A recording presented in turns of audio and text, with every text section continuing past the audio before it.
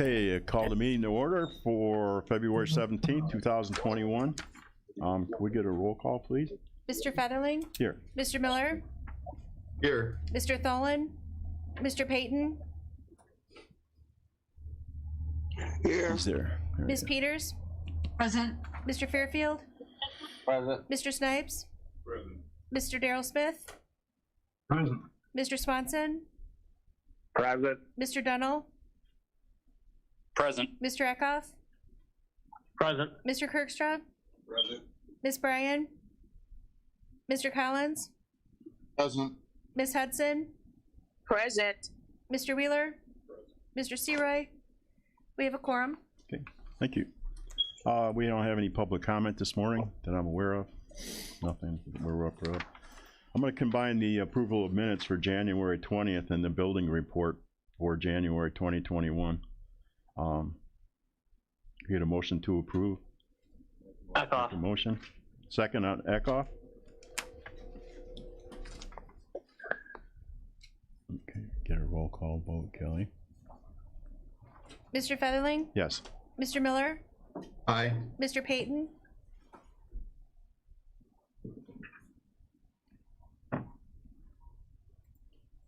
Mr. Payton? Ms. Peters? Aye. Mr. Fairfield? Aye. Mr. Snipes? Aye. Mr. Smith? Aye. Mr. Swanson? Aye. Mr. Dunnell? Aye. Mr. Eckhoff? Aye. Mr. Kirkstra? Aye. Ms. Bryan? Aye. Mr. Collins? Aye. Ms. Hudson? Aye. Mr. Wheeler? Motion carries. Thank you. Okay, Mr. Skimmerhorn, you want to give us our building report? Update us for January? Certainly. Building report for January 2021, we had a total of 24 permits. No new homes. One of those was for a mobile home, though, a new mobile home. 3 agricultural permits and 5 commercial permits. Total revenue brought in was $9,741. That's a little lower than last year. Last year in January of 2019, we brought in $10,736 in revenue. Not too far off, but No. it is a little lower. I'm sure you have stuff pending anyway. So. Oh yeah, that's pretty good. I think I'm gonna need someone that's Any Okay. questions on that? Any questions on the building report? We all had it in your packet on email. Okay, Del, you're gonna go right to your building report? Yes, we have that was the building report. I mean, your bid opening. Yes, we put out a request for bids for the demolition of 203 South Laurel Lane. This is part of our FEMA. Go ahead. It's part of our FEMA buyout grant. Well, IEMA, excuse me. It is funneled through IEMA from FEMA. A little bit different rules, but we have 7 bids that were received by 4 o'clock yesterday, so I will start opening them. Okay, I get a motion to open the bids. So moved. Okay. Swanson. And Swanson second. Miller. Miller. Okay, get a roll call quick, Kelly. Mr. Featherling? Yes. Mr. Miller? Aye. Mr. Payton? Aye. Ms. Peters? Aye. Mr. Fairfield? Aye. Mr. Snipes? Mr. Smith? Aye. Mr. Swanson? Aye. Mr. Dunnell? Aye. Mr. Eckhoff? Aye. Mr. Kirkstra? Aye. Ms. Bryan? Aye. Mr. Collins? Aye. Ms. Hudson? Aye. Mr. Wheeler? Motion carries. Thank you. Okay. First bid is from Nautilus Earth Management.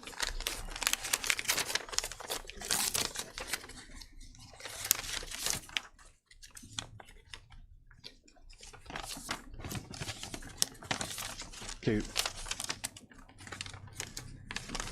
While Dell's opening that stuff up, can we get a motion to approve the lowest responsible bidder after review by our department? I make a motion that we accept the lowest responsible bidder, but that's on board, I'm sorry. You have to get that motion at the end. At the end? Yeah, I apologize. Okay. I thought we were doing it right away. Okay. Actually, that's weird. It says Nautilus Earth Management on the envelope, but the The front of the paperwork here says Ford Excavating and Wrecking Company Incorporated. A lot of people have two companies. Yeah, probably so. Anyway, the amount is $15,989. Okay. Let's just take one down. Okay. 15,589. Yeah. It's okay if I look at that. 15,989. Okay if I look at that or no? No? Assuming you can. Let's get through the opening first. This says Ford Excavating on the front of it. Oops. So okay, somehow they wrote the wrong thing, because this one is Nautilus Earth Management LLC. In the amount of $17,985.77.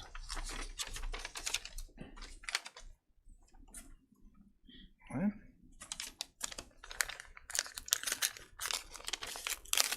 Next is Patrick Ryan.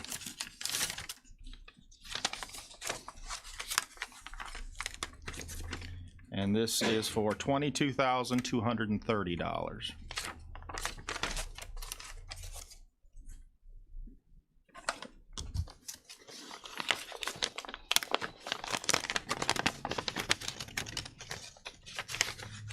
Next up is DLS Enterprises LLC.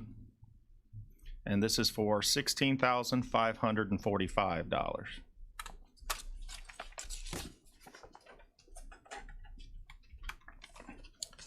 Next is Scanlon Excavating.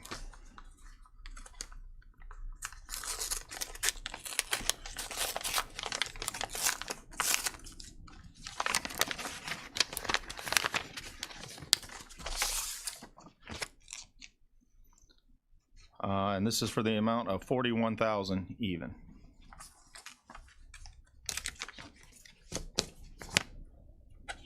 Jeez.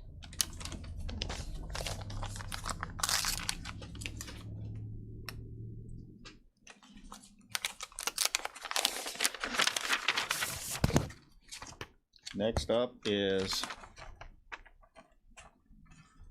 A&R Tree and Demolition Services. Something else. Business card. This is in the amount of $18,450.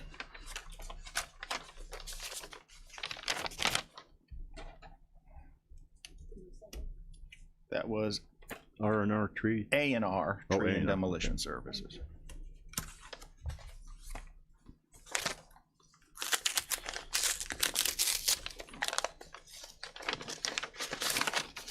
Next up is Oakwood Trucking and Excavating Company. Price $19,500. And that is all 7 of them. I was not keeping track which one was the lowest. Ford? Yeah, Okay. first one. Now, we will need to go back and make sure that these all meet the criteria, unless you want to do that now. Okay, But no, I didn't think so. So, a motion to approve the lowest responsible bidder.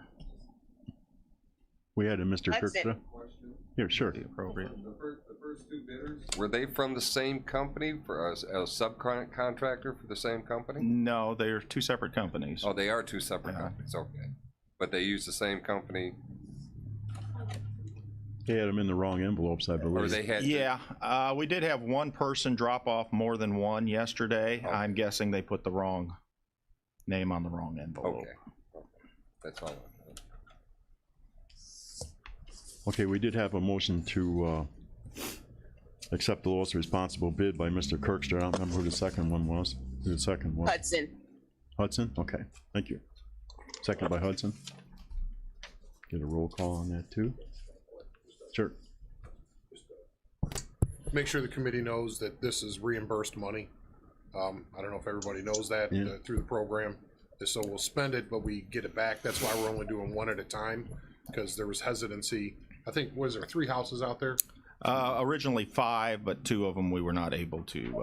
to do? So To we do, were so gonna take it them will have- down, but you can never build on the land. Mhm. They become like parks next to the river. that we now have to maintain in the long run, but it's better than having houses flood out all the time. So it's a federal program passed through the state. Yes, ultimately, we will end up with 3 if Right. everything works out okay. This is the first one.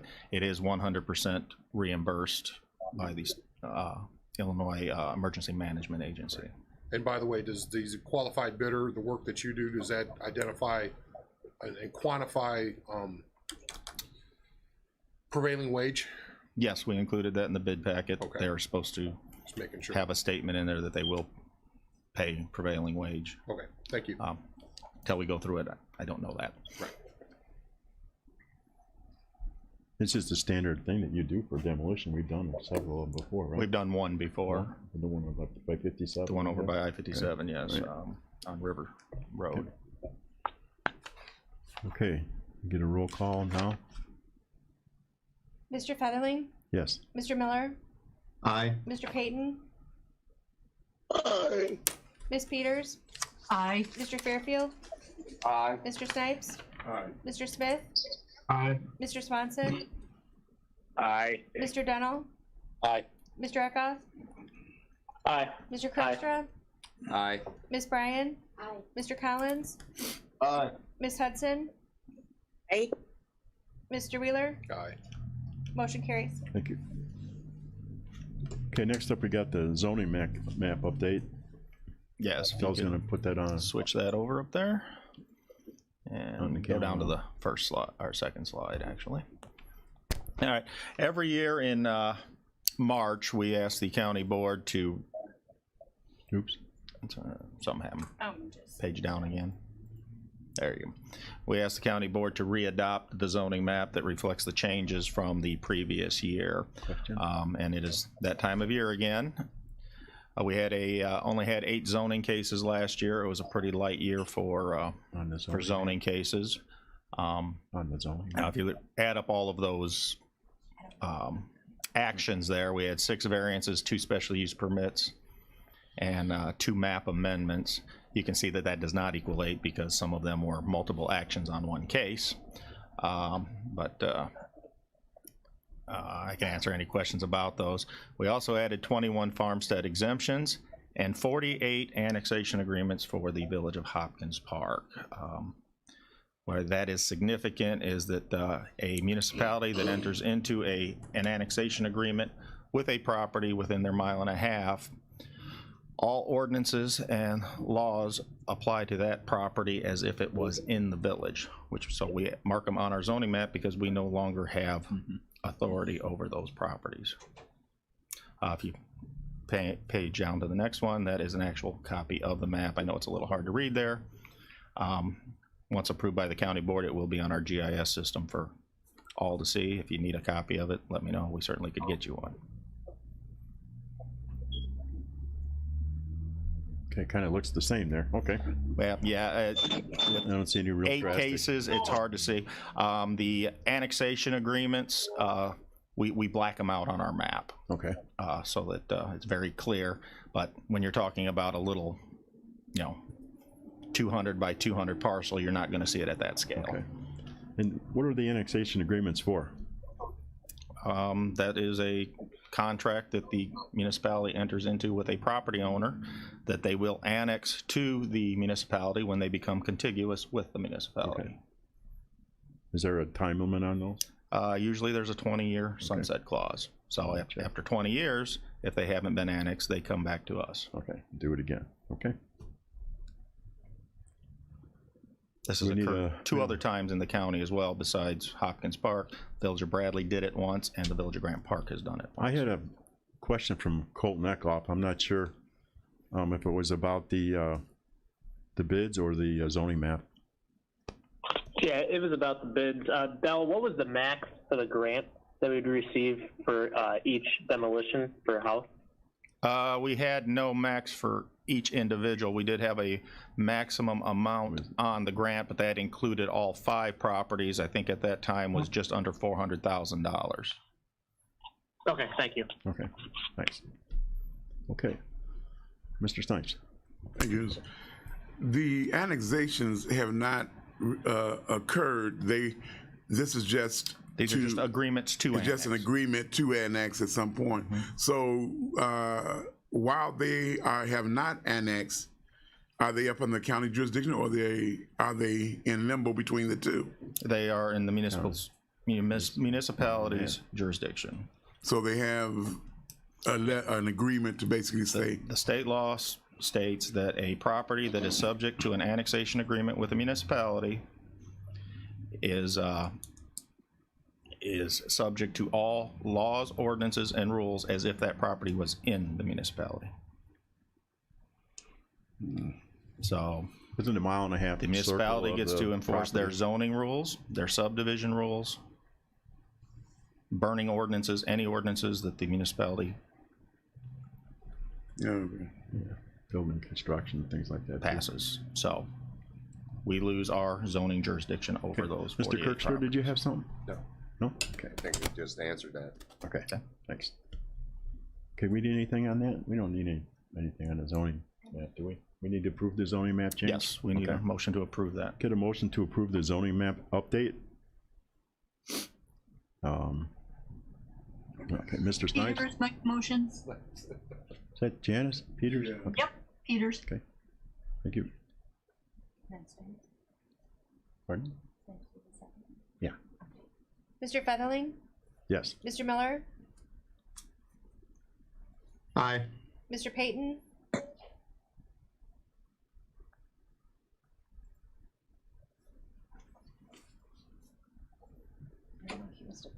Ms. Peters? Aye. Mr. Fairfield? Aye. Mr. Snipes? Aye. Mr. Smith? Aye. Mr. Swanson? Aye. Mr. Dunnell? Aye. Mr. Eckhoff? Aye. Mr. Kirkstra? Aye. Ms. Bryan? Aye. Mr. Collins? Aye. Ms. Hudson? Aye. Mr. Wheeler? Motion carries. Okay, thank you. Okay, next up in the planning, number 6 here, we have the Gar Creek West Solar Farm decommissioning plan and bond motion. And then we have the Gar Creek East Solar Farm decommissioning plan and bond motion. I'd like to combine those if possible.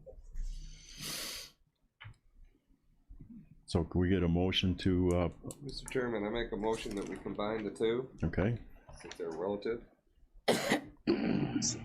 Peyton second. Peyton second, okay?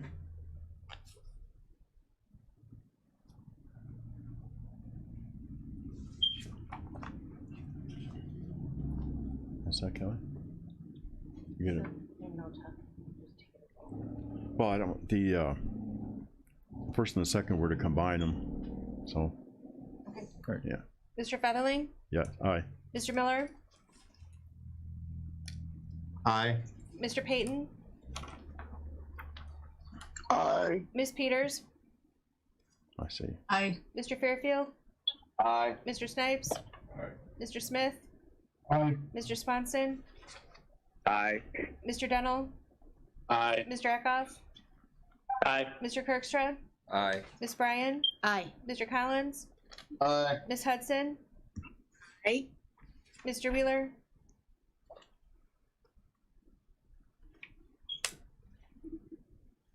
We didn't get a chance to ask questions. Is That was a motion to combine only. combine and approve? Was that? We're actually voting on these right now. Yeah, I wanted to do a combine and approve at one time. So these haven't been run through and explained. Not yet. Are these substantially similar to all the other decommissioning agreements we have? Yes. They are. It's just, They are. Aye, that was my only point. okay, just a little dollars and cents variation from the size. Aye. Aye for Mr. Wheeler.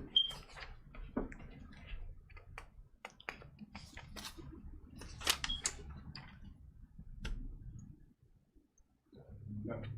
Motion carries. Motion Oh, carries. motion carries. Oh, Mr. Snipes, question. That motion said to combine, but are you gonna amend that and say combine and approve? The Yeah, I first don't- time I asked for combine and approve, and then it got stopped for a second, and then. Right, and then when he said I make a motion that we combined, but didn't say approve, so I just wanted to make sure that. Yeah, we're set, I think. Do we want any background on this? We could use some background. Sure. Please, thank you, Mr. Chairman. Also, are there any other outstanding decommissioning agreements for any of the solar or wind farms that we have currently in the county. That was my other question. What do you mean by outstanding? I mean, Well, I more remember coming? some years back that we approved a solar farm in the Herscher area. Wind I farm. remember, or a wind farm, excuse me. I was the only no vote because the decommissioning plan wasn't done. Did that ever get done? There was an agreement with the county where funds were exchanged for a 10-year extension on the requirement of that decommissioning plan, So in 10 years, it has to which be will done. be coming up in the next couple of years. Okay, thank you. That was the question I had.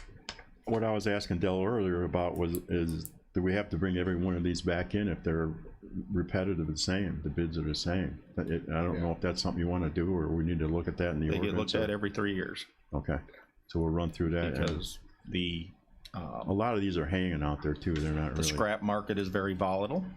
It's hard, very difficult to estimate out what scrap value and what prevailing wage and things like that will be 20 years from now.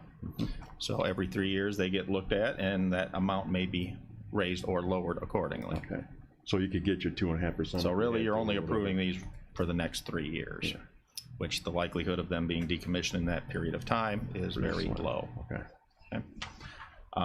These two solar farms, they are two separate solar farms, but they are on one piece of property. It's a approximately 40-acre parcel at the corner, be the southwest corner of 2000 South Road and 1000 West Road, just outside of the city of Kankakee, down by BASF.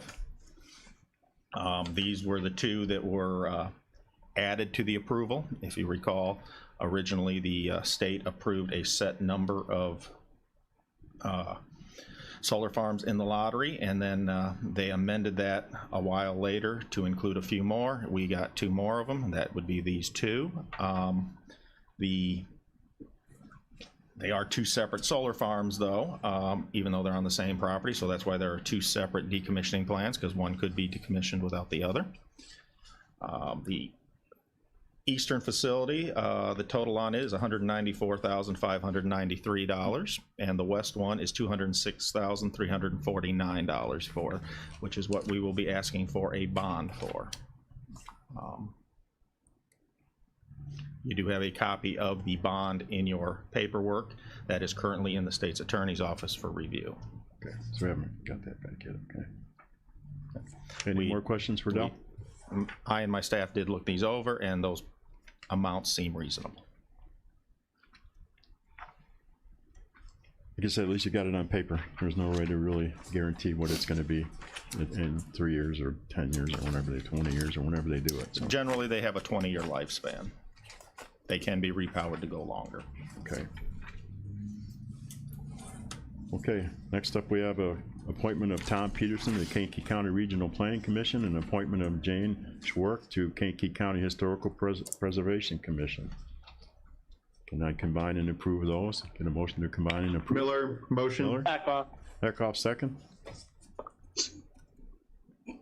Mr. Featherling? Aye. Mr. Miller? Aye. Mr. Payton? Aye. Ms. Peters?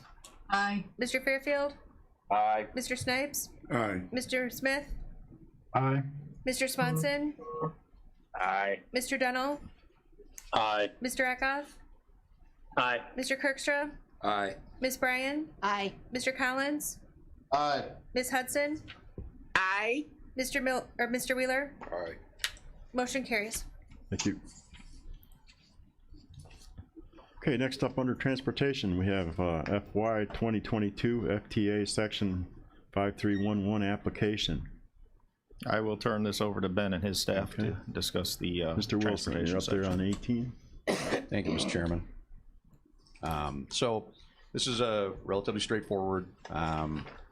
We've got 2 pieces to this. So we've got Section 5311 under FTA, and then we've got Downstate Operating Assistance Program, so DOA Peter Dope.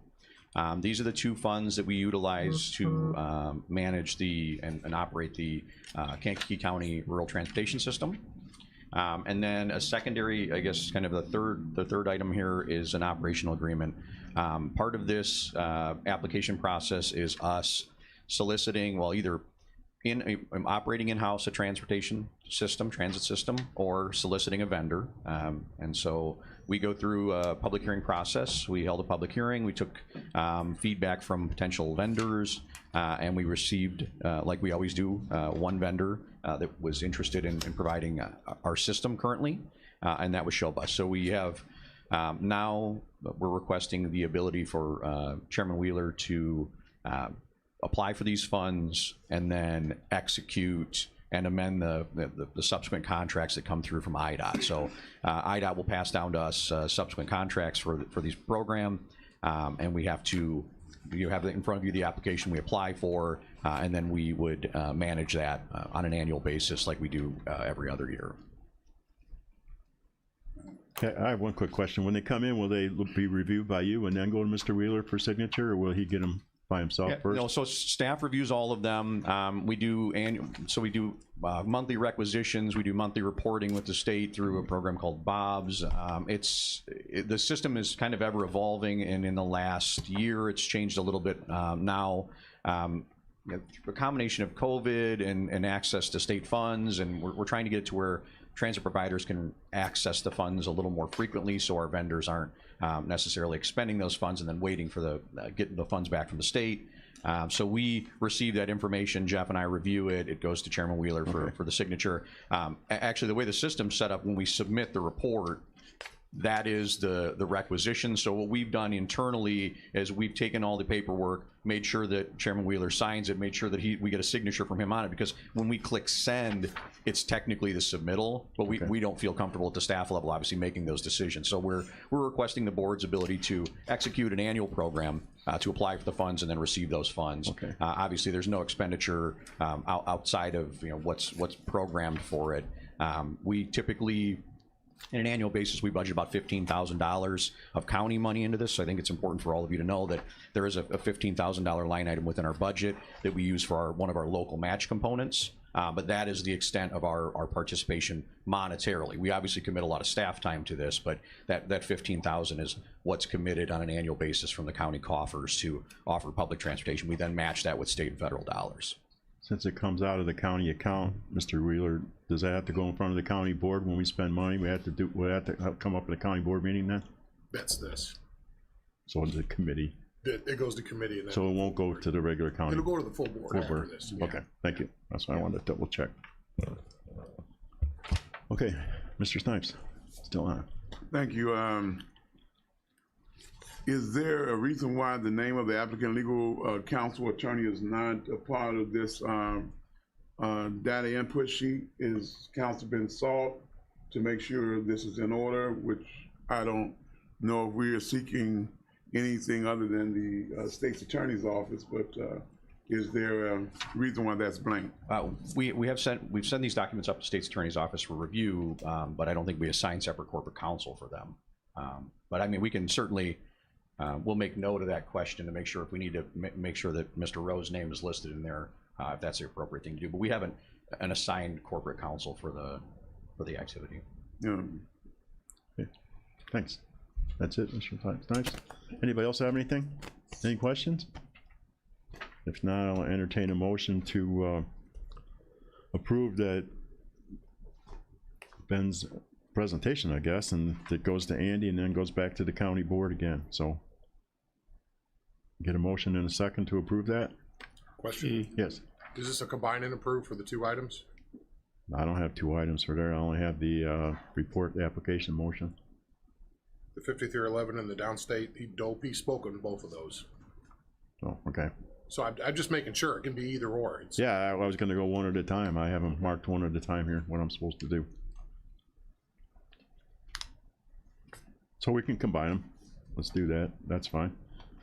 Get a first and a second on that.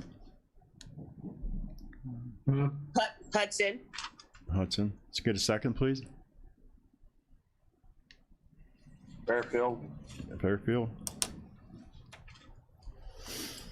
Get a roll call vote, please. Mr. Featherling? Aye. Mr. Miller? Aye. Mr. Payton?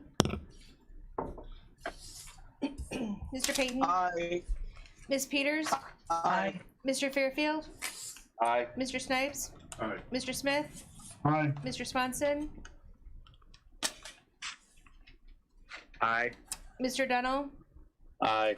Mr. Eckhoff, Aye. Mr. Kirkstrom, Aye. Ms. Bryan, Aye. Mr. Collins, Aye.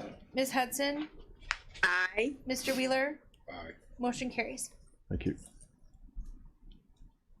Okay, next, is Jeffrey doing the next one, or are you gonna do it, Ben? As far as the purchase of services is concerned? Yeah, purchase No. of service agreement with Show Bus. I'll cover that. So that is, the purchase of a service agreement is actually a companion document to the 5311 now. dope applications. So in the application process, in order for us to submit for the funds for the state, we have to prove up on the essentially on the transit system. So we included in the back, probably back 15 or 20 pages of the application is the purchase of services document. So we held a public hearing, submitted, published in the paper, soliciting a vendor. We received that information back from Showbus. So we put project parameters together on an annual basis of what our transportation system should look like, what hours they're operating, kind of where they're traveling, how the demand response works, how the deviated fixed route works. And then we received back then the vendor responses to that. So we have Showbus in front of you. The request from staff is for the chairman to be able to execute that services agreement for the FY 2022. Thank you. Get a motion in a second for the Show Bus? Pardon? Peters make motion. Oh, Mr. Snipes, sorry, I didn't see you back there.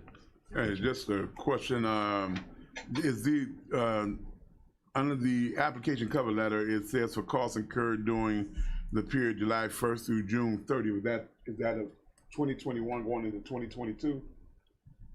Yeah, that's correct. So that's state fiscal 2022. So they've got a July 1 start date. Can we have a first and a second?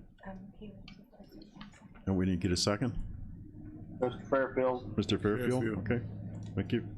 Mr. Featherling, Aye. Mr. Miller, Aye. Mr. Payton, Aye. Ms. Peters, Aye. Mr. Fairfield, Aye. Mr. Snipes, Aye. Mr. Smith, Aye. Mr. Swanson, Aye. Mr. Dunnell, Aye. Mr. Eckhoff, Aye. Mr. Kirkstrom, Aye. Ms. Bryan, Aye. Mr. Collins, Aye. Ms. Hudson, Aye. Mr. Wheeler. Motion carries. Okay, next up is the rural transit update. Would that be Ben doing that one too, Mr. Thank you, Wilson? Mr. Chairman. So this is, we're a little bit in the rears on presenting these. So these are numbers from October 1st of 2021 to December 31st of 2021. Got about 6,500 trips. That's down about 37% from the last calendar quarter of 2019 to 2020. So we end up with COVID still impacting us. Our ridership, although steady, we were like within a percentage point from the previous quarter, which is good. You know, obviously there's still people riding, there's still people going to work. Of that 6,500, 4,700 of those riders are on that Moments to Kankakee commuter trip. So this is starts at 5:30 in the morning, goes to 6 o'clock at night kind of thing, everybody riding back and forth to get to work. So that's kind of the majority of our trips, but we do have nearly 2,000 trips that are alternates. So these are doctor's appointments, shopping, all of those things. Anybody who wants to ride can ride for whatever reason. For the quarter, the program expenses were about $175,000.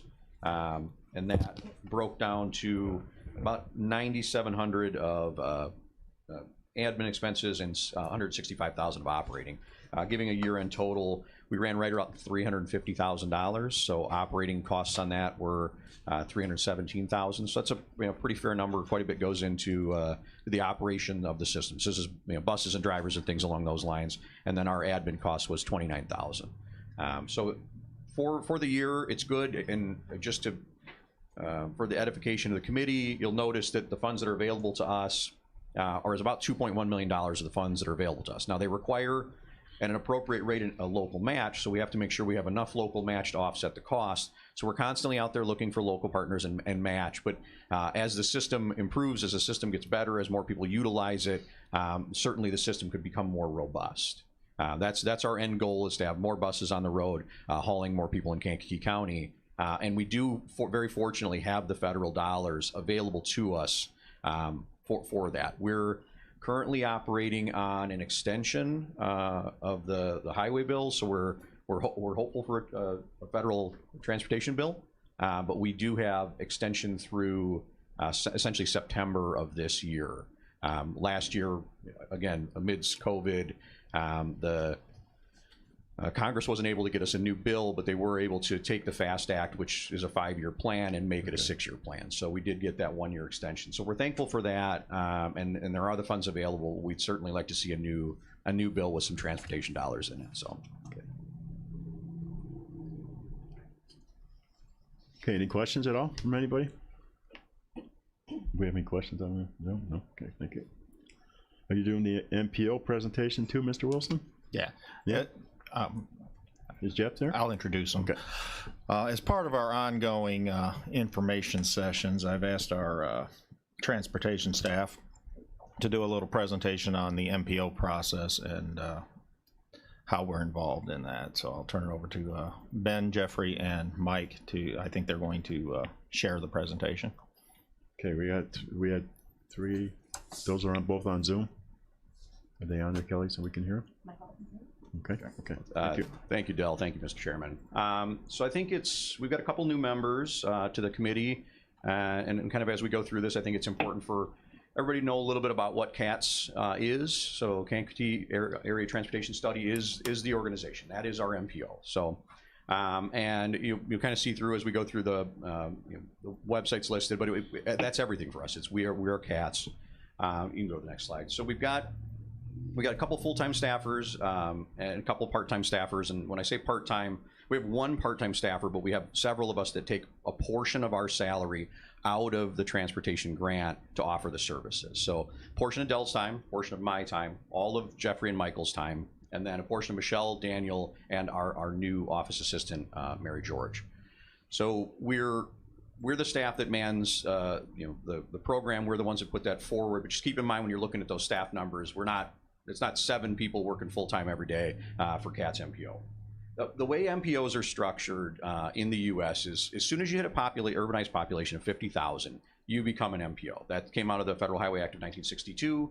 And so our MPO, based on 1980 census, allowed us to be the Metropolitan Planning Organization. Being an MPO, we're responsible for transportation planning, and we typically work off that 3C process. This idea being it has to be a continuing planning process, it has to be comprehensive, and it needs to be cooperative. That consensus building component is a priority. And as we go through the next slides, you'll see, you can kick to the next one.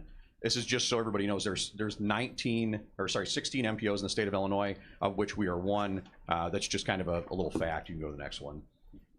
So, again, 1983, we officially became an MPO, and that was when our population eclipsed that 50,000 mark in the urbanized area. And we're housed within the Kankakee County Planning Department, have been this entire time. Our current urbanized population is about 80,000. And the next slide, you'll see the member jurisdictions and also what is our MPA. So the metropolitan planning area is the area in which we operate as an MPO. So we're talking from the north to Manteno, all the way through Kankakee, Bradley, Bourbonnais to Aroma Park. We touch up against Sun River Terrace, but there are no system roads that are owned or managed by that jurisdiction, so they're not included in our as a member. So if you see the map, we do touch them. So any of the member jurisdictions, so that would be the cities, the villages that are within our MPA, and then under the FAST Act, we were required to add our transportation partners, so River Valley Metro, we added the airport, and then obviously we have FTA, Federal Highway Administration, and IDOT. So these are the members that make up our not only our MPO, but also sit on our technical advisory committee and our policy committee that help the elected officials make decisions about priorities or where to fund dollars or things along those lines. So what do we do? Fundamentally, we manage a lot of documents. And so some of these are annual documents, some of these are required every 5 years. And we're gonna go into these a little bit more of kind of what these documents mean for the group. So we have a unified work program, we have a transportation improvement program, then we have out of the transportation improvement program becomes the obligated project list. We'll talk a little bit about that. Obviously, we do long-range transportation plan. I know that this came before the committee very recently. We just updated for our 5-year plan. And then one of the critical components for all of the things we do is maintaining performance measures. Out of the FAST Act, we are required to have certain performance measures as to where we focus our efforts and where we spend our dollars. We have to have critical impacts in certain categories when we're putting project lists together. So when Chairman Wheeler and Mayor Nugent and all the members of the board are making decisions, we're giving at the staff level information to them to say, these are priority projects for us because they meet our performance measures. You can go to the next one. So the Unified Work Program is one of the documents the MPO is required to produce each year. The document itself serves as both a budget and it outlines the planning projects and priorities for the fiscal year. The Transportation Planning Program is funded by Federal Highway Bill at 80%, and currently IDOT is providing the 20% match. The UWP consists of several work categories that staff work on during the year, and the categories are listed, as you can see at the bottom of the slide, but some of the ones we spend a little bit more time in are the Planning Services and Transportation Improvement Program, and then depending on the year, the Long Range Plan, which is updated every 5 years. You can go to the next one.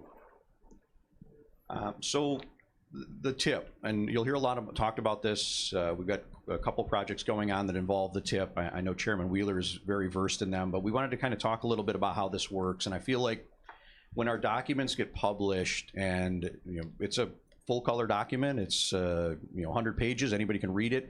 I think it's important to remember and take away from these when we're talking about a TIP. This is not a schedule of projects. This is not the list and order in which we're funding our projects. This is when a project comes to us from our local jurisdictions, we vet it and we get it worked into our TIP. This allows us to work on projects. This allows us to move things forward, but it's not necessarily how they're going to be funded. And I think that that's pivotal for this committee to understand when we bring forward to you, projects to the full county board. When we start talking about funding projects, when Chairman Wheeler is responsible for voting on things, if he's asking for your input, I think that's important to distinguish when we talk about this. You can go to the next one. Mr. Snipes, go ahead. Sometimes individuals get it confused with TIF, tax increment financing, and TIP, which is two different things. They're very different things. Right. I suppose it's possible you could use your tax increment financing dollars to match a TIP, Transportation Improvement Program project, but yeah, these are very different things. And this will give you an idea. So this is all the projects that the CATS MPO has completed since the beginning in about 1978. And it's $80 million worth of work. And for a relatively small MPO in the state of Illinois, for us to have been able to do quite a few projects in quite a few jurisdictions, and I know that we've been involved on Laurel Road. Obviously, there's a couple projects that we were solely responsible for. Some of them are interjurisdictional projects, but we have a quick map for you. And I mean, the $80 million is a pretty nice number. It's not as much as we would want it to be. I mean, the funds are always scarce, and we have to wait quite a bit of time. In the beginning, we were getting about $350,000 a year in TIP dollars in allocation for us. We're up to nearly $900,000 a year based on inflationary, inflation. But still, the projects are very expensive. To build a mile of road costs you $4 million. So it does take us a while to save enough funds for that. And we can actually, the next one will roll into our future. This is where, when we start talking about working on our program, what the staff does as it relates to the TIP, we make sure that all of the projects are scored and ranked, everything's brought forward to the committee, that we can make sure that any of the projects that are put in front of the committee meet our standards, are ranked appropriately, and then our committee can make decisions on how to fund them. So currently in the tip, we got two pieces. We got Safe Routes to Schools, and we have Hobby Avenue for Kankakee, starting at Fair and going to Court Street. We've been working through that. I know the city of Kankakee just did a presentation on their program, and we've got some questions at the MPO level. And I believe we're having a special meeting this month for one tip amendment for IDOT, but in the March meeting we'll be discussing that project in much further detail to really get down, because there's still, and this is important for this group to know, Armor and 50 is a priority for us. The state is telling us, here's kind of the list. We're meeting actually with the jurisdictions as we speak. It's important for us to make sure that the dollars are available to do all the projects we need to do right now. And we need to make sure that we're informing the chairman, Mr. Nugent of the policy committee, Mr. Wheeler's the vice chairman, and then the remainder of the group of exactly where the priorities are for that. So it's ever changing, but it's right now kind of here's the snapshot of it. Okay. This.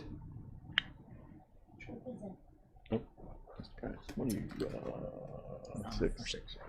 Get this right here. What does NPO stand for? Metropolitan Planning Organization. Thank you. There's a lot of MTO, TSSs, TQPs, and all kinds of stuff in transportation. We love our acronyms. Transportation Yes, is you do. full of them. Yeah. Okay. The meeting will last 2 hours if they started saying Oh, everything. okay. I thought you said NPO. It's MPO. Metropolitan Planning Organization. Okay. Thank you. Okay, Mr. Steins.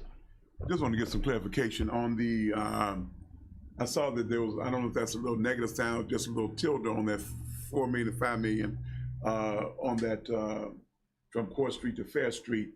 Do they in fact have the money for that project, or is it still in limbo? So we have in front of us right now, there's a couple things to remember when we talk about putting these TIP projects together. So there's the local share, and then there's the federal share. So there's like the MPO dollars, and then the local jurisdiction is responsible for that 20%. So in a traditional tip sheet, what would happen is the local jurisdiction would say, I need, simple math here, if it's a $5 million project, I need 4 million of MPO funds, and then I need 1 million of my local funds, and they would write MFT or general fund, as it relates to that. So when we put that tip together, that's how they identify those funds. So we are depending on those jurisdictions to accurately represent that information, and that's where when we talk about what our commitment is to Hobby Avenue as we work through this, we need to make sure that they have the available funds for the project, and that's part of our scoring system. You have to be able to fund your end of the project. Otherwise, we would wait 2 years for you or 3 years for you to get your money collected, and we'll move a different project in. For us, it's making sure that they have the sufficient funds on their end to match up against our projected funds that are going to be available for them. Okay, Mr. Wheeler. Thank you. And Ben, I believe to more directly answer the question, didn't the city of Kankakee pledge all of their MFT money towards Hobby for all the wards? Is that what they identified, or did they identify general fund? I seem to remember it was MFT. MFT was their primary funding source for Hobby Avenue. Now, I don't know if all of their, I don't know exactly what their allocation is, Mr. Wheeler, and so I think that's why the backstop on the general fund is to say they have $1 million in MFT dollars and they need $1.4 million, then 400,000 would come from the general fund. That would be how we would interpret that, but they didn't break down in that line item exactly where all of the funds would be coming from. But yeah, it's a relatively large motor fuel spend based on an initial estimate of MPO dollars being $4 million on what is now a $6.8 million project. So we don't, when somebody says just MFT or general fund, if their general fund is more than the amount that they're supposed to pay, even though it may not be available in the general fund, and I'm not talking about Kankakee, I'm saying in general, then as long as general fund is there, they have their corporate general fund to commit to that, even though it may be spent elsewhere. Yeah, I don't want to think of it like double barrel, but this idea that if you look at anyone's general fund, right? You have a $35 million, $45 million general fund. Well, you can obviously put general fund down, and that's less than $400,000 or more than $400,000. So you should be able to afford it.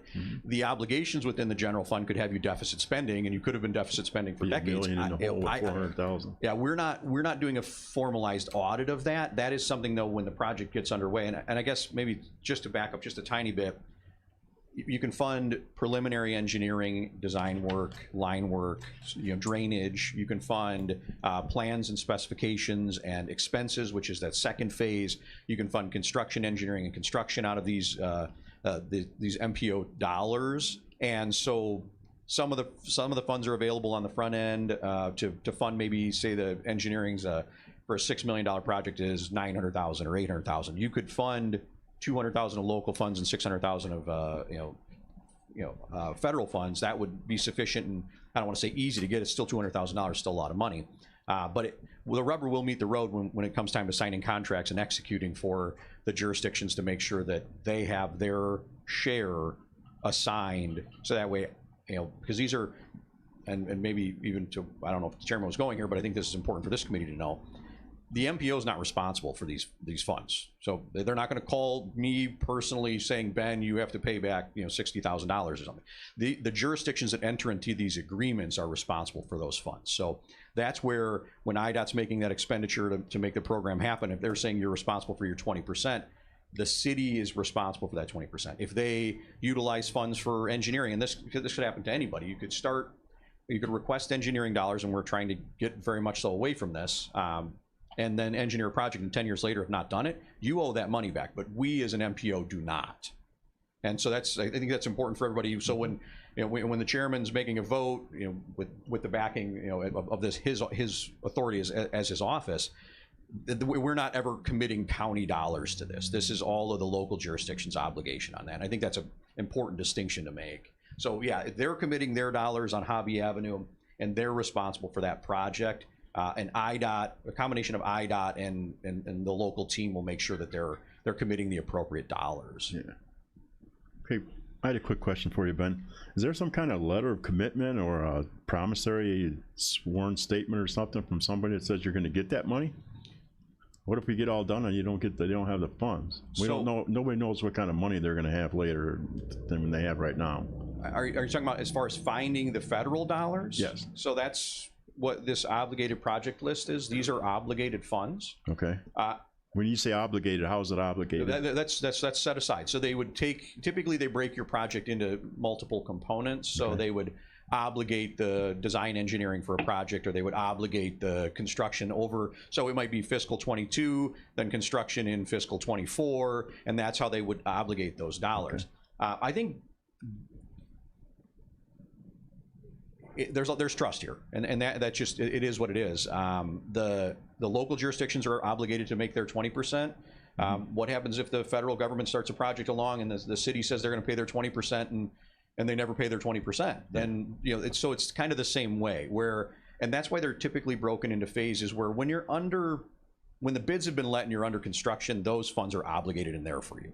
There's not typically an instance where I'm going to say this now, and of course it's going to come up and it's going to haunt me forever, but it's not typically a scenario where we're turning dirt and then the federal government says, oh, by the way, that $5 million we were talking about, sorry, we kind of lost it or whatever, COVID. And then that's not common if it ever happens at all, frankly. Okay. Thank you. Anybody else have any questions for him? Anybody on Zoom have any questions about that? Peyton, Was that Mr. Peyton? Okay, Mr. Peyton, go ahead. Yes. When Ben began his presentation, he explained why Sun River Terrace was not part of the board, and I didn't get up. Could you re-explain that? Mr. Peyton, so we border Sun River Terrace. The only what we would define as system road that is in Sun River Terrace is a county highway. So they don't have any system roads that would be eligible for MPO dollars. So they don't. It doesn't.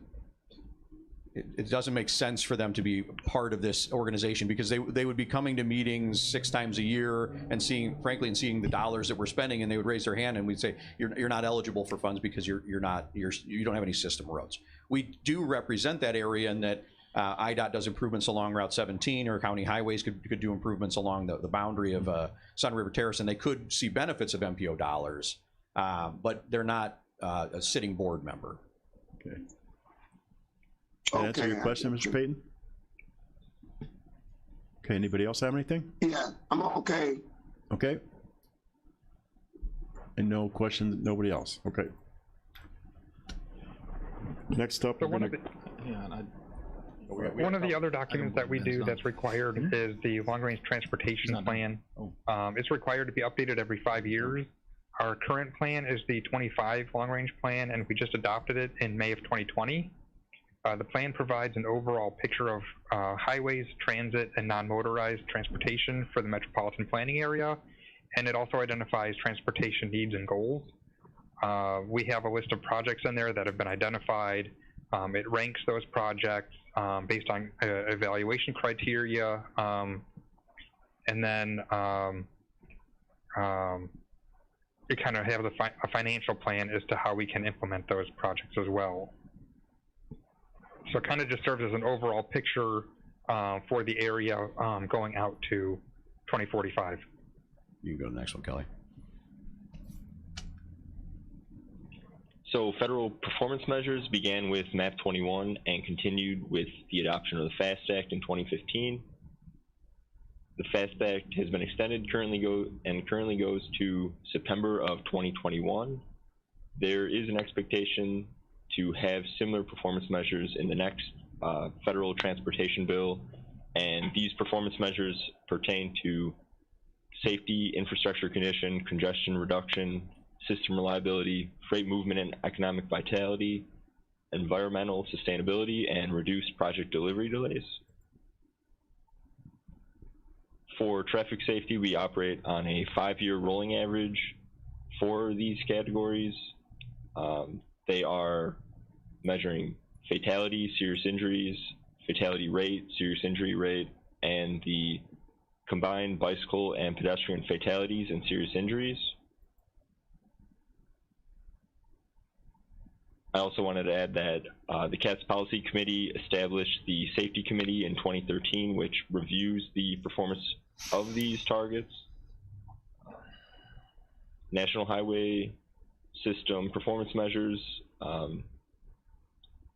they are split into infrastructure condition, which deals with good and poor condition of the NHS roads and bridges, and also congestion reduction, which deals with the reliability of the NHS for person miles and for truck travel time reliability. Thanks, Mike. Yep. So, Mr. Wheeler. I had a question, and it feeds into the whole MPO thing, and that's why I would ask it. Kind of know the answer, but I think people would want to hear this. By the data, and really, any Mike or Jeff, Dell, Ben, any of these guys answer, what's the worst corner we have, or worst area we have to address in terms of traffic, times, accidents, fatalities, the whole deal? What has the data told us as far as what needs to be addressed? So when we put our scoring system together to rank projects, we looked at pavement condition, K's and A's, so fatalities and then incapacitating accidents. We looked at total traffic count, whether it's on an economic drive, or what's the pedestrian count look like? What's the access for pedestrians to be safe? How do kind of all of these things roll in? And who is this highest scoring project? 50 in Armour. There is a case, just one case I want to make for the three segment intersection at 102 and 4552 is also a very busy intersection. And likely, if it was a 4 segment intersection, it wasn't a Y, it was an X, it potentially could have more traffic at it. The idea being that because there's one leg that doesn't go out of that intersection. But Armour and 50 was our priority intersection in all of the major categories. There are roads that are in worse shape, but there are not roads that have more issues, more congestion, more traffic. And that was why when we put, and there's been a motion made by the policy committee to make sure that as we're talking about this Armor and 50 project, which has been moved into funding, which wasn't even talked about, 2 or 3 years ago, where the funds aren't necessarily set aside. Our tip doesn't reflect some of this information because we didn't think Armor and 50 was going to get funded. But as soon as they moved into funding it, and thanks to Mr. Wheeler, thanks to Mr. Ronan, thanks to Mr. Rogers, thanks to a lot of people working very hard on it, we were able to get it moved up. And now we're talking about putting aside some of these funds to make sure that that priority intersection has safe lighting, has pedestrian access. Obviously, the ADA components of the curbs are going to happen because it's an IDOT project. They're going to put traffic lights in, although at one point at Arthur Birch they weren't going to. They are now. Getting all of these things lined up for us because that was the priority project for us. I would say living here for 25 years, that's a place you avoid at all costs, especially coming from the west. Anybody else have anything for them? Any questions for them? I just have 2 slides, sure. if I can kind of 2 more. Fly through them. And the only takeaway from the next slide is we actually have our performance review with Federal Highway Administration in March of this year. They're going to be reviewing our documents tele-review, and then they're going to be at our MPO meeting, which is very cool. And I guess maybe I misspoke. There's 2 things. Greenways and Trails Plan is underway. Mike and Jeff and myself are working on the project. We've pulled in Daniel to do some mapping work for us. We're trying to update a pedestrian plan with probably a 10-year window on it for a realistic window, but identify those trails, see where there's segment gaps, and see where we could potentially be spending our dollars and where we can encourage our partners to spend their dollars. And then the last one I believe is public transportation. So we got what is 3 components of public transportation. Urban, you're aware of River Valley Metro. Rural, you just worked on the rural component. And then Human Service Transportation Plan, our HSTP. We're in Region 6, which is us, Fort Iroquois, McLean, and Livingston. This is a group that's made up of service providers, users that utilize public transportation to see and make sure that we have appropriate access in the rural areas. We outline our goals and objectives, and then we kind of work towards them. And then the last slide is our web page, which is cats-mpo.org. All of the information we talked about today is on there, all of our core documents, all of our subsequent documents. We, as part of our last federal highway review, they said your website needs to be updated. We have everything on our website, minutes, agendas, notes, anything you could think of that's transportation related. And I know that we get very far into the nerddom of transportation planning, but if there's anything you want to know about, that's where you can go or call any one of us. We're happy to discuss the MPO with you. We thought this was a good opportunity to talk a little bit about what our program is and kind of what some of our staff does. Thank you. Thank you, Mr. Wilson. Okay, Mr. Snipes, you have a question for Mr. Wilson? Yeah, just one other question. One of the great concerns outside of, I guess, the flood area on Hobby and Fair is the 312 exit. Many individuals heard that was going to be done. Have you all, do you interface with the state, or is that just a state project? And is there any update as to when that project may go into fruition? So we interface with the state on 312. We had a meeting with, we call it a local participation meeting, and at that meeting they assign a lead agency. So like we're the lead agency for Armor and 50, although there's multiple jurisdictions. The city of Kankakee's the lead agency for that one. I would say just as it relates to 312, there's a lot of work that needs to be done at Grinnell, at Waldron Road. There's some realignment actually of I-57 that has to be done to get enough room to fit the diverging diamond or converging diamond. And so a lot of projects will need to be constructed prior to, and you've seen the median crossovers going in on I-57, getting prepared to do the overpass there.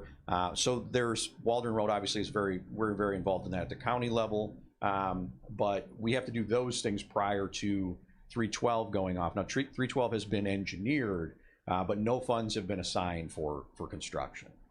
And I don't want to look at 6,000 as our clock on that, but 6,000 was 25 years in the making, and so there's some land acquisition. There's probably some homes that'll need to be people need to be relocated. That's a very tough thing for the government to do. We don't typically like to relocate people. So all of those things have to go in to see what the design looks like. And then by having to have several $1 million of construction immediately north and south of it just to make it work, it just adds to the cost of the project and makes it that much harder to do. Okay, Ben, when they have the crossovers on the 57 there where they put the concrete medians in to make the cuts through, are they planning on taking it down to one lane over 312? Each direction? I would assume they could fit two in each direction, so four total as a they still fit two going through that little like that? Yeah, it's tight through those. Okay. And the thing is, it might go down to like 11 feet or something, okay. And that gets sometimes a little tough, or 10.5 feet. Yeah. Without seeing the design on it, and I mean, I can ask Mark. I can send you an email on it, or if I'll just come to the next committee if I've got some answers on kind of these. Because if they go down to their normal 11 feet, there's a lot of trucks that go through there. Yeah. I mean, a lot of trucks go through there. Mr. Wheeler. Thank you. Some was mentioned when we're talking about hobby was the flooding. As it was explained to me, that is not a criteria that the MPO can fund a project for. Is that correct, Ben, Del? It has to be a road project. You cannot do a road project to mitigate flooding. Yeah, there are appurtenances and ancillary benefits to some of these projects, right? I mean, you wouldn't remove and reconstruct a roadway without replacing the curb and gutter or appropriately appropriately sizing the storm sewer. But certainly we wouldn't look for somebody to tear up a road just to get the right size storm sewer put in. I think that being a benefit of the project is fine, but that's not the goal of the projects for us. I mean, we're in the business of appropriating. I don't want to say this because I'm not really a big fan of building new roads, but we're in the business of replacing critical transportation infrastructure. And that through STPU, so that's our surface transportation dollars, that should be utilized for the roadway. Now, occasionally it's pedestrian access, occasionally it's some subsequent lighting for a project, but the crux of it, and that's where the MPO Policy Committee really starts looking at these projects. We need to be funding the roadway. The jurisdictions can fund the engineering, the jurisdictions can fund other things. We need to make sure that the surface that people are traveling on is what's being fixed for us. And then this is another topic for the edification of this group. We also don't resurface. STPU dollars are not used for resurfacing. That's what motor fuel dollars are for. So reconstruction. And so our funds are to reconstruct and repair, to give us a bondable life on a project. We want a road that we can fix, and in 20 years it still had the road there. So we do not skip patch or mill and overlay with our STPU dollars. So that you'll see projects that sometimes, maybe it's in front of your house, you'd say, well, I wonder if they could use it there. If it's not a reconstruction project, we likely wouldn't be looking at it. Okay. Is there any word on the tier 2 projects that they had 2 years ago? When they're going to be starting, like exit 322, etc.? I have Are they going to be all being done at the same time? I've only seen the first cycle, the first fiscal cycle, so year 1 in that MYP. I haven't seen what year 2 is still lumped with year 5, so it's just 2 through 5. Okay. We haven't been given an updated, here's what year 2 looks like from a construction standpoint. We do get a little bit of kind of just through local roads from IDOT.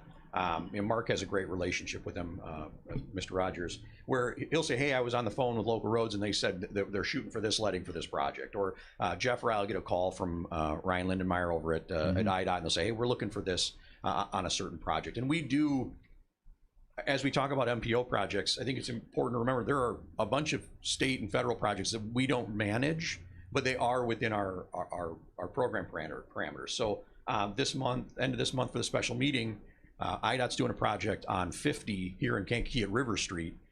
We have to approve that. This is how this is set up, where our local policy committee has to approve all federal expenditures within the county. And so it's kind of being funny during COVID. It was like we have to have a special meeting. It was like right when COVID hit. So we did a Zoom meeting, because if we didn't do our work, they couldn't let a project, and they wouldn't have been constructing this summer. And so then it gives us the ability to know what's happening. Obviously, if they tell us they're gonna spend $15 million in our town improving our road, we're not likely to say no. But we do wanna know what's happening and where the dollars are being spent. And we do wanna be able to give feedback to say, hey, that's a priority area for our town. Have you considered maybe adding these? And then as part of that project, we can kind of work those things in. Yeah. Okay. Anyone else have any questions for Mr. Wilson? No? Probably none.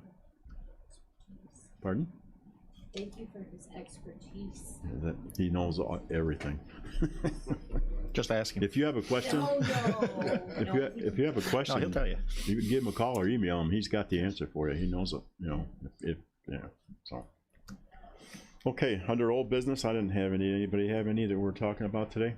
Andy. Okay. Mr. Wheeler. And this goes back to the demolition and the IEMA/FEMA program. One of the problems that the board had back when we okayed just doing one house at a time was we were unsure that the federal government would fulfill our obligations to pay us. And we looked at that $400,000 number as something like, well, we can't be out $400,000 and they never pay us back. Right. I think we see that they're $15,000 roughly each. That was the low bidder on this project.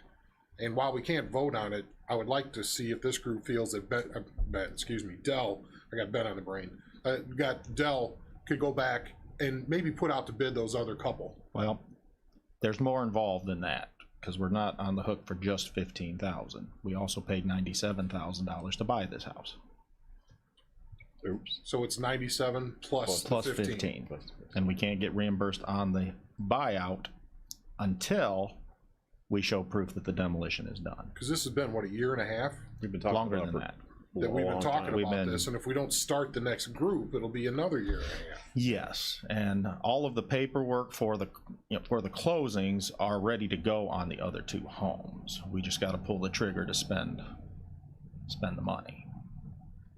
But it is more than just the demolition. When I got approval to move forward with this, the county board limited me to not having more than $250,000 expended at any given time. So once this one's paid for, once we get the money back from this, I should be able to do the other two under that scenario. So we can. There's a little bit of a discrepancy when we estimate the cost. We go with the assessor's fair market value. In this case, it came out to be $60,000 on this house. Yeah. Turns out after appraisal, it's $97,000. So based on the fair market value of the other two, we should be able to do both of them. The last two at that time. The last two at the same time. And there may be some economy of scale if we get one company to knock them both down at the same time. Thing is, you're always going to be out that 115. Yes, I have until been you get done with the last one. I've been assured by the state that we would get our money back fairly rapidly once we show proof that the but then if you're starting the next one, then you're constantly rotating that 115 or 120. I guess I wanted to bring it up because I think we conflated a situation where we had a change in the governor's office, and we had done some courthouse work. We had a grant awarded to us, and then the next governor didn't pay us for it, so that money came out of our pocket. And we still had a bad taste in our mouth about what the state did, but this is federal, passed through the state, and it's a whole different set of requirements, obligations, and the Fed's stiffing us as a slim and none. So it always was, but I guess the question is cash flow wise, I know we can do it cash flow. Yeah, you got to feed it through. Yeah, it could be 3. If we do a house a year, that's 4 years, right? Well, we are limited to the number of houses we presented. Okay. So the most I can do is the 5 we presented originally. Okay. We would have to reapply for any more. Okay. No. 6. Sorry. Have we already purchased the last 2 houses? No. Yeah, it's the closing set up for them. Because I'm on a limit of. Yeah. Based on estimates, I would have needed over 300,000 to do all 3 at once. That's probably best to wait because I think we're in for a big crashola here coming up pretty quick. Okay, Mr. Snipes. All right. So my understanding is that we kind of put an arbitrary number out there of 400,000, but we limited to no more than 200,000 each time. If we looked at the 3 houses, all other things being equal, that every house was at 97. Not to say it's going to be there. Then we're looking at about 112 with the demolition. Giving what we have here, we go with the lowest responsible bidder. So that means that if we look, we will still be up under that 400,000, all other things being equal, because that would be like 336,000 if for 3 houses or whatever. Which then, if we find 2 other houses outside of the 2 that don't want to sell, that say that we would sell to complete that 5, it will be over the 400,000. But at this particular point in time, the 3, I would probably agree if once we get the rapid thing from the state to go and look at probably starting at least the bidding process to see what those other 2 properties are going to cost us, because it doesn't cost us nothing to kind of get a determination of on estimate as to what that's going to cost us, along with probably the demolition cost. If we can stay up under 400,000, I think we're still safe. I'm sure. I think we still have to pay for the appraisals on the $400,000 number was, I think, closer to 480,000. Yeah, it was not an arbitrary number. That was a calculated number based on estimates and the information at hand of what it would cost to purchase these houses and demolish them. Those all 5 of them. The arbitrary number was the 250,000 that the county board limited me to. Oh, okay. There you go. I'm assuming arbitrary. I don't know where that number came of it. Could have been calculated out of what could be afforded in the budget. I'm not sure on that. That was a long time ago, too. So we have up to $480,000 to spend from this grant to demolish these houses, to buy them and demolish them. So we would have currently this one here is going to be around, looks like around 112,000 total package price on this. So the limitation from causing you to go further would be to move that 250 to what we already know is there, which is the 480, so that there you can somewhat. Yeah, and I don't know that it needs to be moved. This one is basically done. It's going to be a matter of knocking it down and getting our reimbursement. So we're really talking about, can I do the other 2 for 250,000 at the same time? Okay. So that would be the question at hand. Do you want to raise that amount to allow me to do both houses regardless? If it's 300,000 to do the other 2 houses, so I have no idea what the appraisals will actually come back at. 94. Okay. And keep in mind too, there's some other calculations involved, because if they took flood insurance payouts, that gets deducted from the value.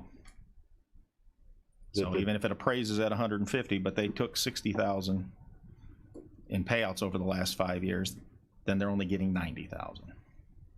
Unless they can prove they put that money back into the house.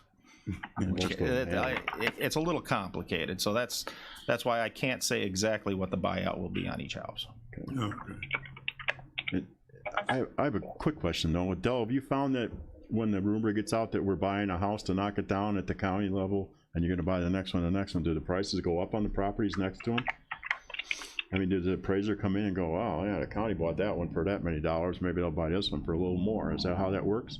I don't believe so. I don't know how it really could. First of all, the appraisal is based on pre-damaged value. So they're not doing an appraisal on what it's worth today. They're doing an appraisal on what it was worth before the flood damage occurred, and then it's extrapolated out to what it would be worth today in good condition. Okay, so they measure it all up and do all their stuff when they come up with their number. And yes. So I do not know, I don't even pretend to know exactly how appraisers do their jobs, but that is my understanding of how this process works. They go home and get on Zillow. Because obviously if we paid for the condition those houses are in now, we'd be paying about $20,000 a piece for them. Yeah. So when things start going, they could be up to, they could go all the way down to $50,000 shortly. So we'll see what happens.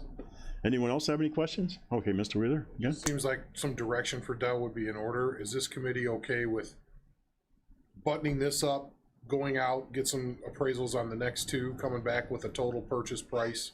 You kind of know what the demolition would be, and if it's around that 250, bringing that back to finance. If it's 255, get the okay to go to 255, or if it's under 250, then he can start moving forward. And there's a range. I think it was 15,000 that, a little over 15 was the lowest bidder on this one. Yeah. The last one we did, I was in the $22,000 range. Right. So I wouldn't necessarily say we can get the other two done for 15,000 a piece either. It just allows you to run the daylight instead of coming back here and saying, okay, what do you think?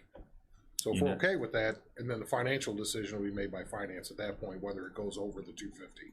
Can you give them a 10% limit or something like that on going over? Only they could, because they were the ones who did the cap in the first place. Okay. Yes, Ms. Brown.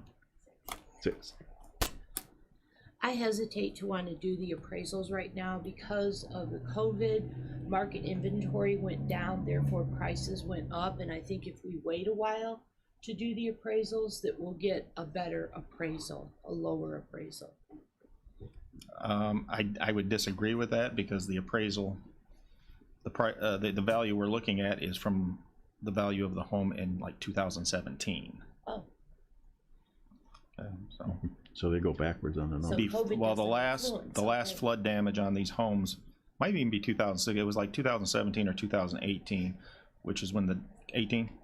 Yes, so when the damage occurred that put them over the limit for eligibility for. See, the way the flood insurance works is flood insurance. Your home floods, your flood insurance will pay off. But if those payoffs exceed 50% of the value of the home during any rolling 10-year period, then mitigation is required. They will no longer just pay you to repair it. You must remove the home from the floodplain. That means elevating it. That might mean moving it to another parcel or property that is out of the floodplain, or tearing it down. So, so that was the trigger, was the 2018 flood on these homes. Okay. So they're going to, the appraisal will involve what the value was at 2000, prior to the flood in 2018.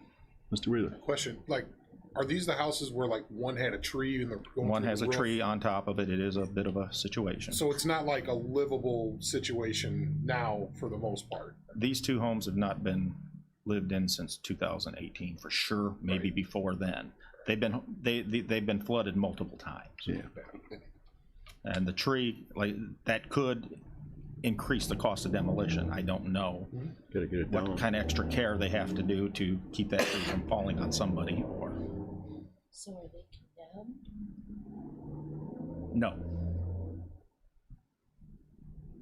no, they're not condemned. Okay. Anyone else? Robert, I saw a hand go like that. You're good? I'm Okay. just pulling the mic up. Thanks. Okay. And there are some legal reasons for that. Okay. Because the buyout program must be from willing sellers and not be forced. If we were to condemn it, we might be forcing them to. Oh. Push them out the door. Okay. I'm going to move on to old business now. Hopefully I get out of this one without getting in trouble. We don't have any old business that I know of, I'm aware of. Well, I just like to hope you guys have been enjoying the presentations, the informational presentations. If you have any ideas for next month or coming months, let me know if there's something you'd like more information on. We've handled zoning, I've done a planning department overview, and now we've done transportation. There's many other segments of our office, GIS, economic development, historic preservation. Any of those interest you, let me know. We'll put something together. I'd like to see you put together a cheat sheet for everybody who comes to these transportation meetings to know what all these MPO, QRST, NTSB, all this stuff. You guys, I think they have you guys throw them around. You guys throw them around like they're nothing, and they're hard to remember. And I do remember not 90% of them, but yeah, it sounds the same when you say it. You think they would change it so it wouldn't sound the same. I believe there is an acronym manual for transportation. I've seen it. Can I make an MTA? Motion to adjourn. Mr. Hess is in here. Second by Mr. Kirkstra. All in favor, say aye. Aye. Have a good day. Sorry.